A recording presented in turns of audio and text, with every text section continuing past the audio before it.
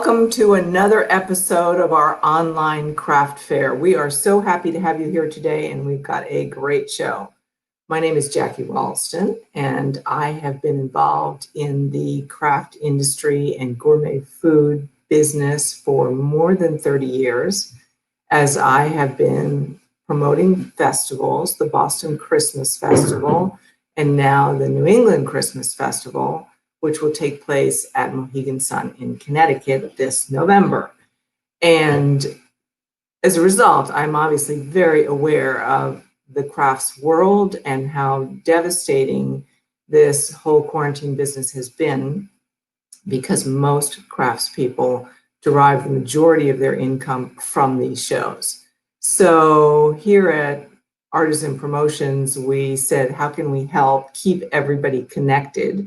And decided it would be really fun to introduce you to 4 artisans each week. The reason being that so often when you go to shows, you don't really engage the artisan in any personal kind of conversation.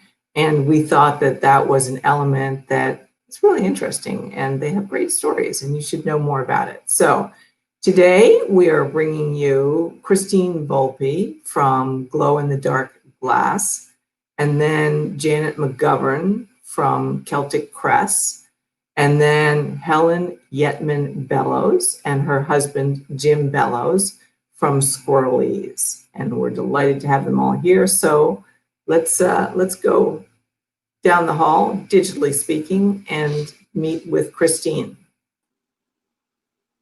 Hi. Christine, how are you?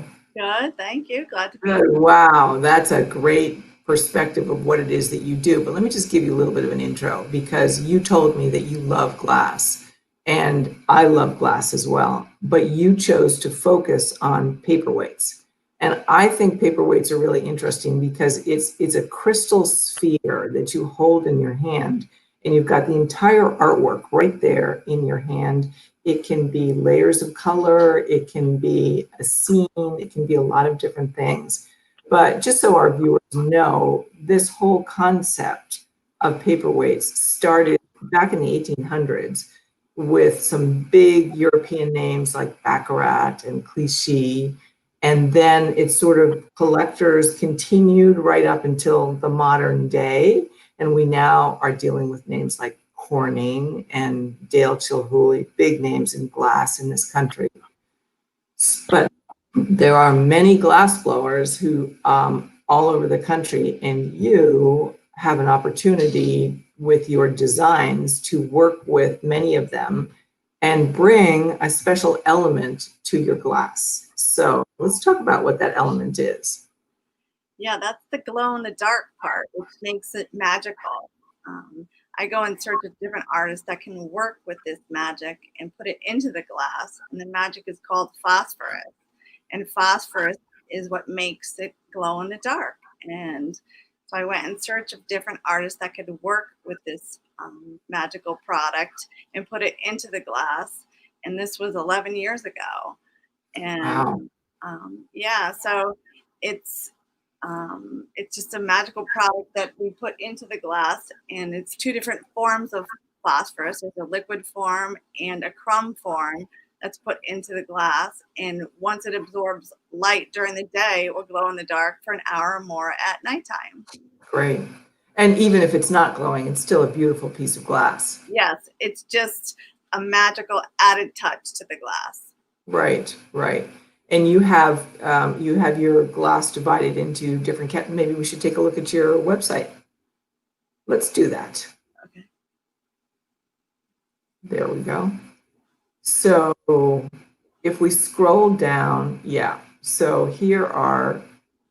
this is a great example of the figurines, the fish there, the solid colors.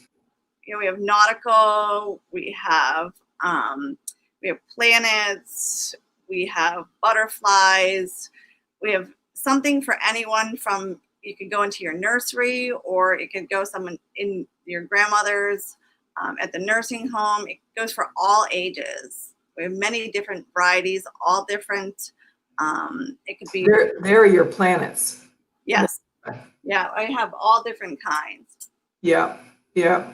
So what do you have, do you find that people have a favorite? You know, they say, oh, I have to have something that's got an animal in it, or I just want the beautiful color, or do they choose based on how much glow there is? Yeah, a lot of people say, well, what glows in the dark the most? Or I need a butterfly, or I have favorites that, like that particular one there with the pink. I have it here with me. That's that you're showing right there, the pink flower. That one The, that's right there. the pink flower, the first one. That's it in your hand? Yeah, that's it right there in my hand. That Can one you with, get that a little closer to the camera? Because I think that's yeah, fun. right there. That Yeah, there. That's yeah. been a customer favorite since I started 11 years ago. And the phosphorus is right there in the middle, the stuff that looks like the crumb. It's kind of a little bit hard to see there, but Yeah. that's been a customer favorite since we started. And all the stuff in the middle there, I don't know if you can see it. Yeah, oh, that's interesting. You Yeah. can kind of see, if I pull it away, Yeah. you can see it better Yeah. right there. This is an Yes. LED light, and this activates the glow real quickly. Can you see it now? Yes. See it a little bit better. Yes. So, that sits in a window or not a window? Because I know that there's some. The direct sunlight is not best for glass, because what happens when you put glass in direct sunlight, it can act like a magnifying glass, and it could start a fire. So you never want to put glass in direct sunlight. You want to keep it on a table next to sunlight, but not in direct sunlight, especially clear glass. Okay. So just being like on a little end table near your. Exactly. Yeah. Just in a room with a window is all that it needs, and then it will glow at nighttime. Okay. Okay. Now the jellyfish, that's the liquid form of phosphorus, and the white. So that would be the white, like cloudiness that you see in the glass. That is the liquid form of the phosphorus, and that's the part that will glow in the dark. And those are very popular. Yes. Motif, isn't it? It is actually. It's very popular. Yeah. People love that. So you have flowers, which we were just looking at. You have animals. Animals. And you have sort of nautical. And do people, it's sort of hard to tell when you're getting ready for a show, you know, and you know you're going to the coast in New England. Are you particularly bringing nautical, or it doesn't matter? It just, you know what? I have to look outside the box. I have to bring a little bit of everything, because you never know. I mean, it typically bring mostly nautical if I'm going to the shoreline, but you definitely got to bring a little bit of everything, because you just don't know, you know, what to bring there. So, but I absolutely definitely bring nautical stuff when I'm going down to the coast. You had a little note in your bio about actually putting something in a fish tank for those people who have fish tanks. Yes, because what happens is when you put like a jellyfish in a fish tank, the clear glass disappears and it looks like it's actually standing in the rocks of a jellyfish. So it makes it look like it's a real jellyfish, which is very cool. Very cool. Very cool. Yeah. Any other sort of neat things we might not be thinking about that you can recommend to do with these? Well, that you could do with it, you can put them outside around your pool. Like, as long as you put it on a plastic table and not a glass or like a wood surface, you can put it on something that's plastic, and I call them the maintenance-free flowers. Yeah, or in a garden, like something that's like a harder plastic surface, as long as it's not anywhere near wood. People definitely do put them outside around their pool or in their garden areas. So we're just about out of time, but I just wanted to point out that you have there on the left-hand side of your website, you know, where people can choose a category and look at all the different pieces. You've got a beautiful website, easy to navigate, and nice pictures, beautifully done. So thank you. Thank you for being here. Thank you very much. Great. Well, we wish you luck, and we'll see you in November. Thank you very much. Okay. Bye-bye. All right, so now we're going to go and meet Janet from Celtic Crest. Hi, Jackie. How are you today? Good. Good. So as I think about your story, it's one of those sort of business opportunities that you sort of fell into, as we were discussing earlier, in that you were on a vacation with your husband in Maine, and you stopped in a Gunquit, and he fancied something a sweatshirt, actually, I think it was, that he saw in a window. And you said, let's go in and take a closer look. And you went in, and the fellow said to you, would you like me to personalize this for you? And you said yes, or your husband said yes. And then he said, come back after lunch and we'll be done. And in the meantime, you're at this interesting stage where you're thinking about a new business, and you suddenly look at what is involved. And that is dealing with fabrics, dealing with design, figuring out how to get a design onto the computer, digitize it, how to work with the computer, and then ultimately how to work with a professional machine. And all of those things felt comfortable to you. So that's how you started your business. And then we fast forward to today, where you are essentially the go-to lady for coats of arms. So take us through that process. Well, we started designing coats of arms, and the first one just happened to be Irish. I had a customer come into my shop in a Gunquit, and so we designed that for her, and she gave it to all her relatives for Christmas. And then my husband had a friend who had an Irish shop and suggests that we try Irish festivals because no one does what we do. And so from there, that was over 25 years ago, we've been doing a lot of Irish festivals, but even though the name is Celtic, we can do other nationalities as well. Mm-hmm. And we do crest shows, Scottish games, so we can do any nationality. And if people don't know what their coat of arms looks like, we can design it for them. We have an extensive database that has well over 1 million names, all different nationalities. So we can do design it. Or people give me their custom ones that have been handed down in their family for generations. So we can do custom ones as well. Great, great. So just let's stop for a minute and explain why coats of arms came into existence, because you have the answer. You know that. Well, in medieval times, when people were in battle with armor, they used to paint their coat of arms on their chest so they knew who they were fighting. And that's how it came to be. And then people just started putting them on. I've been to Italy where I've seen them engraved in buildings, actually etched in the stone. So they are pretty predominant all over Europe. That's true. They are. I can agree. I've seen that. So let's go to your website so people can see the different products that you can put the coats of arms on and what they look like. So throws, should we look at throws? Yeah, that was my first product, the throw. And I have all my throws woven for me in the US, and they are 100% cotton. They're approximately 4 feet by 6 feet, and they do wash well, so don't be afraid to use them. And then I also personalize them for weddings and babies or any other special occasion. And people do give me custom designs as well. And like I said, we highlight the Celtic, but we can do any nationality. Great. And so then, should we look at pillow covers?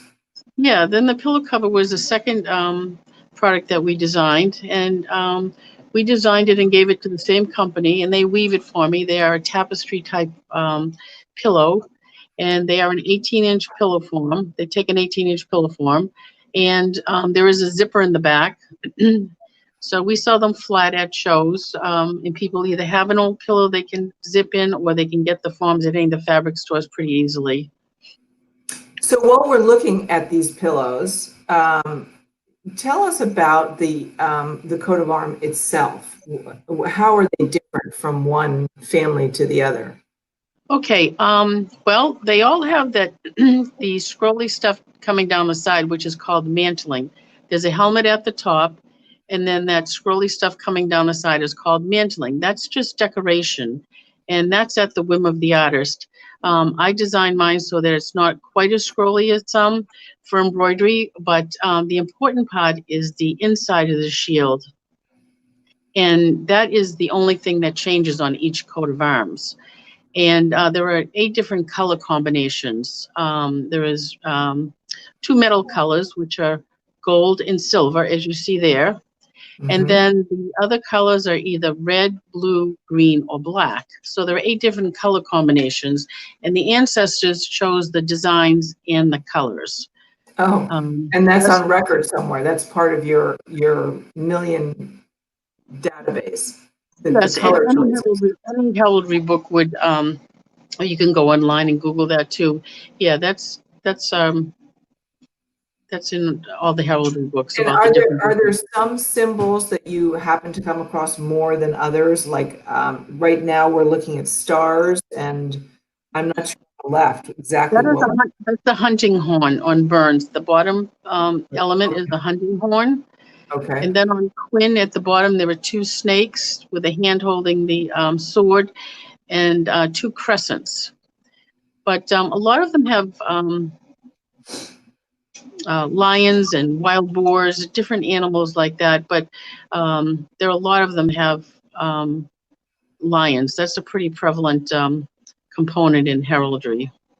See, there Mhm. are 2 lions there with the sword again for Carol on that tapestry. Mhm. So here's a wall hanging that somebody would like to have in their home instead of a pillow or. Yeah, those are 24 inches by 36. They're a good sized tapestry. Uh-huh. And then you also sportswear. Are we putting? Yeah, we have all different kind of sportswear. We have the microfiber wind shirts for men for golf. Then we have the melange fleeces. Well, and then we also have the other one, which is this is the melange one. They come in men's and women's sizes. They come in full zip or quarter zip, and they do come in other colors as well. Then we have that one there, which is the tweed sweater fleece. Again, that comes in full zip.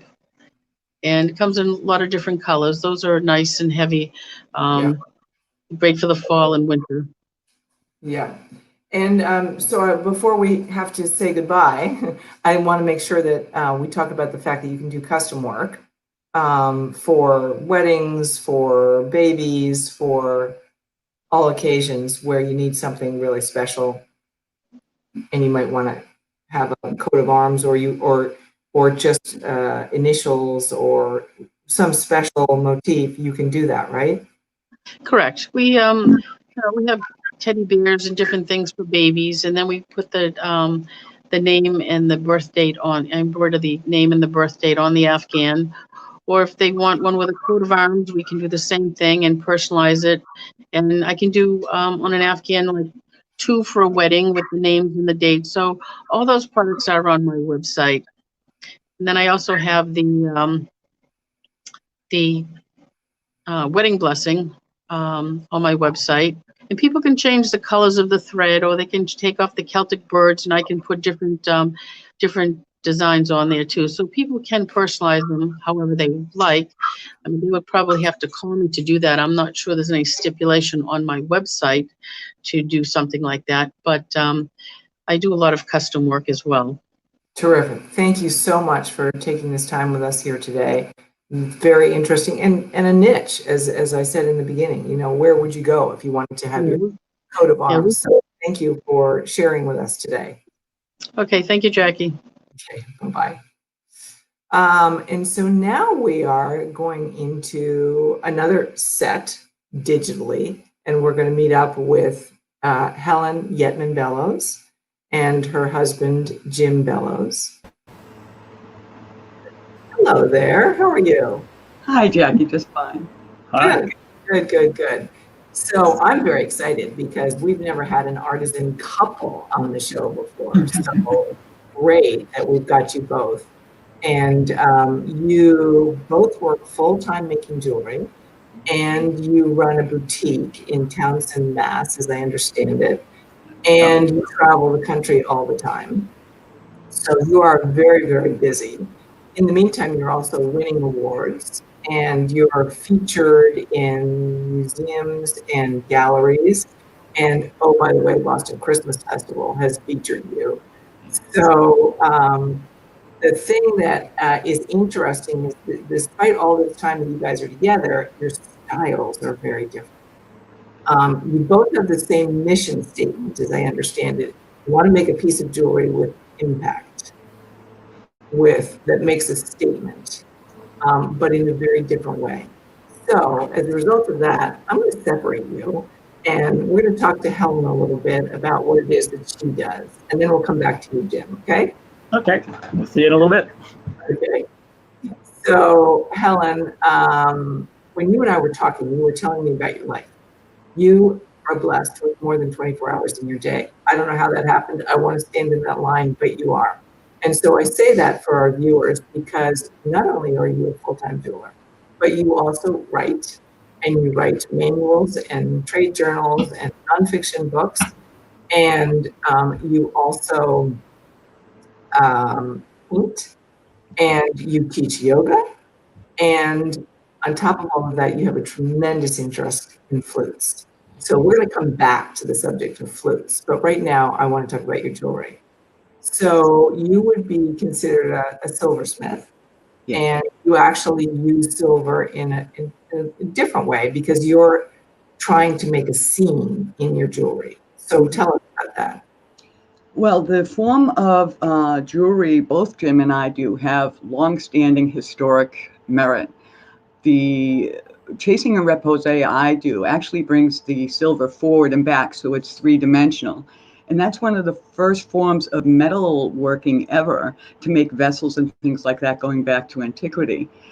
I then draw scenes in it of places I want to be and in places I've been. And I hope that also transfers to the people who are looking at it so that the piece also becomes personal to them. And there is on my website, at the beginning of my section, all I use is a few simple hand tools. It's all done by hand, no machinery. Let's look at your website. That would be fun to see the pieces that you want to talk about. But this first picture there with the hammer, that is basically all I use, other than a few what they call dapping blocks that helps me to shape it and saves my hands a little bit.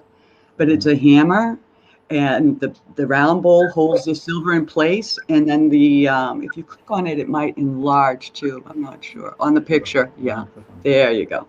And that steel block under the metal shapes there, you use that to flatten your metals and various things that you need to do. But those lines that are there, those, yes, on the right there, those are all straight or curved lines that I use to draw with in metal. And I'm a painter first. And so that's where I got the idea from, is why not take my paintings and put them into silver? So let's look closer at some of your actual pieces. I think what you told me that one of your most popular is the birches. The birches, yes. I'd like to go to that one first. Okay. And, okay, if it'll be a long time going through this way if we can't go just to the page where it says Wilderness Collection right there. Will that work? Yeah. There we go. And the birches is right there on the right. This one is a special one. Everybody relates to birches and trees of any sort, and it also harkens to my late mother. She loved birches and always nurtured them on our property. And this one has won more awards for me. It is wonderful to do, and this is the original one, but I have since made different scenes around it, mountain views behind, a river coming up to him. Because the birch tree really stands out, because this is all three-dimensional, and I actually etch the trees so when they catch the light, they actually look white or silvery. So let's see if we can flip back to your page and look at more of your pieces. Okay. If we go down this page, I believe it's still on this page, and river runs through it almost to the bottom, and then we can come back to the, there we go, up right here at the bottom, I'm sorry. Up one, Yeah. There you go in the middle. This is one of my favorite pieces. For the last 2 years, I have been trying to make water scenes within my woods because I really want to live where this scene takes you. And it's been a very interesting journey to take something like metal and bend it into waves and have it reflect the light and such. And what's wonderful that I found out is if you're in front of something that's blue, that river will actually be blue. And if you stand in something or across from someone and they're wearing a yellow shirt, it actually looks like that sun is casting a glow on the water. And that was something I really didn't expect. And it was just wonderful. And I found it out on this piece. And it has gone off to a wonderful, wonderful squirrelette. Those are our regular patrons. And she wrote me back the most wonderful letter that I treasure and I keep in a box by my work desk. I think that these are beautiful pieces, and it's great that you take that painting skill and transfer it to metal. That's pretty remarkable. So, but we have to switch over and talk a little bit about flutes. Okay. Yes. So, as a musician, you love flutes in particular. And in particular, you're drawn to the Native American style of music and flutes. You perform, you play, and you've also been awarded Instructor of the Year. So tell us a little bit about this part of your life. Well, I like the Native American flute because it's an instrument. It's a primitive instrument. It's made out of a tree. This is a small one, but it fits anybody's hands. And the fact that the music is from your breath, through your hands, and back around, it's very intimate. And the beauty of it is, I am not a musician. I cannot read notes. And I have learned how to play this. And I can teach anyone, not because I'm special, but because the instrument is special, how to play in 5 minutes. And they can go on from my store with their flute and continue on their own, or come back and join in on lessons and gatherings that I hold on a regular basis year round. Wow. They come in small. There are beautiful ones with turquoise and carved to do with the, it's hard to see on this, I'm sorry, holding that, where they do the crow with turquoise. That's amazing. That is beautiful. That amazing. But I want to show you two more flutes if I could. This one is called the rustic. It's made by another maker, and you can see the turquoise. This is grooved like a real branch, and I'm very excited. This maker and I, Wood Sounds Flutes, are actually going to make a Helen's Willow Wind series of flutes with an actual piece of my silversmithing inlaid in the flute. Oh my goodness, wow. So I carry High Spirits, which is the world's largest maker, and I also have the honor of being the only retailer of this flute called the Enchanter. And let me tell you, that's exactly what it does. It is very large, it's very deep toned, and we're the only retailer, and I'm his official Enchanter flute instructor. And the flutes have had us travel everywhere. Having introduced us to all these wonderful flutes, I believe we're going to have the pleasure of listening to you just play a little bit. So, that's on my YouTube channel. Thank you. That up for us. I think it's coming. Yeah, that's on my YouTube channel. Thank you. Yeah. Okay.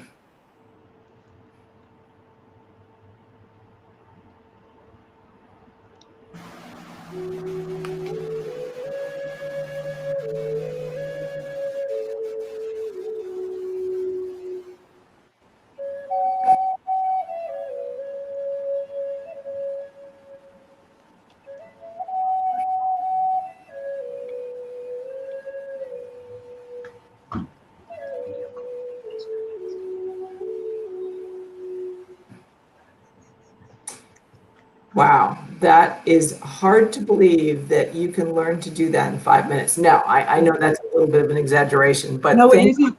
And I'm looking forward to bringing them to Mohegan Sun. I really am, Jackie, and I'll try to get you to play them. That would be really interesting. I would love to try that. All right, let's find your husband, bring him back, and we'll talk a little bit. Hello again. I'm sorry to take you away from your cocktail or your coffee or whatever you were, but thank you for coming back. So as we started out talking, you are a team, and you actually started the business together as woodworkers, and you came up with an interesting product that relates to your name. So I think we need to talk about that. Okay. Well, Helen's the one who came up with the idea. She came up with an idea for an earring stand. that would organize your earrings and organize your necklaces. And it would stand up, it would hang up, it could lie flat, it could go in a suitcase. And we made a few, and people liked them. And she decided, after talking to some people, that she would get a patent. And she applied and got a patent for it and needed a name. And so she called it a Squirrelies, because you can squirrel away your earrings and find them easily. And then we started making jewelry to go with it. And we have, over the years, transitioned away from the Squirrelies and into the jewelry. But the name was so distinctive that we kept it. Well done. People will always remember you, Yeah. that name. Yeah, it's great to have something that stands out like that. So now you are. And so now we say Squirrelies fits the jewelry, because my wife and I make the jewelry, and we're both a little bit nuts. And talented. Let me add that. Well, thank you so much. So you decided that your niche really was chainmail jewelry, and it's a very distinctive kind of jewelry. So tell us what drew you to this? We took a class on some very basic principles of it, and it just felt nice.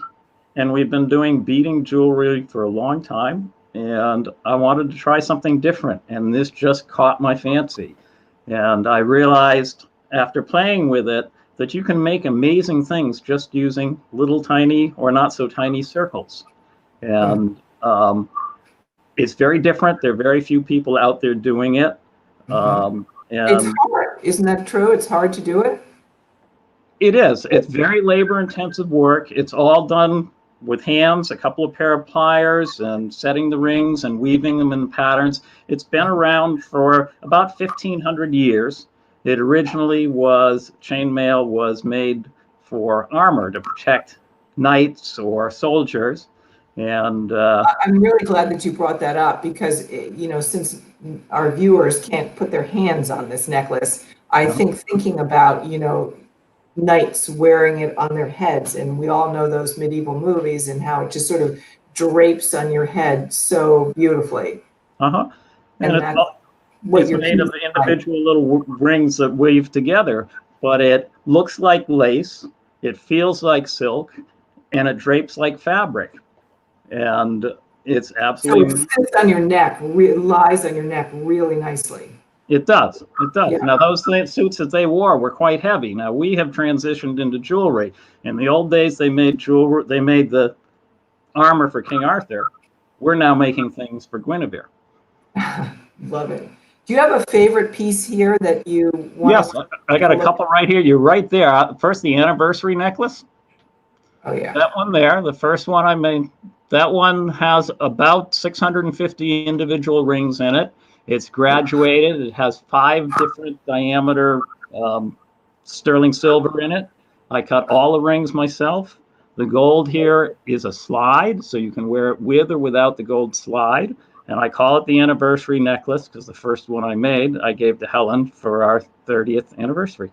Well done. Well done. Yeah, she decided she'd keep me a while longer, too. It's good. And another piece before we want to bring her back and talk about the piece. 2-in-1 necklace right there is a fascinating piece. And I'm going to do a little demonstration with it. Oh, good. You see there are 2 pictures. If you hit the arrow, hit the little white arrow that's on the either side, either one. That is the same piece of jewelry. That look and that look. Wow. And that is accomplished quite simply. I've got it here in what I call the more relaxed state. You unfasten it and you take your right hand. I'm going the wrong way there. Right hand and just turn, turn, turn. And what do you get? Magic. You get a totally different necklace. So I call it a 2-in-1 necklace because you get 2 looks in the same necklace. Very cool. Love that. All right, well, let's bring Helen back and let's talk about the fact that you guys also collaborate on a couple of pieces. Absolutely. Our collaboration collection is our most fun and the one we enjoy the most. James, can we pull that up?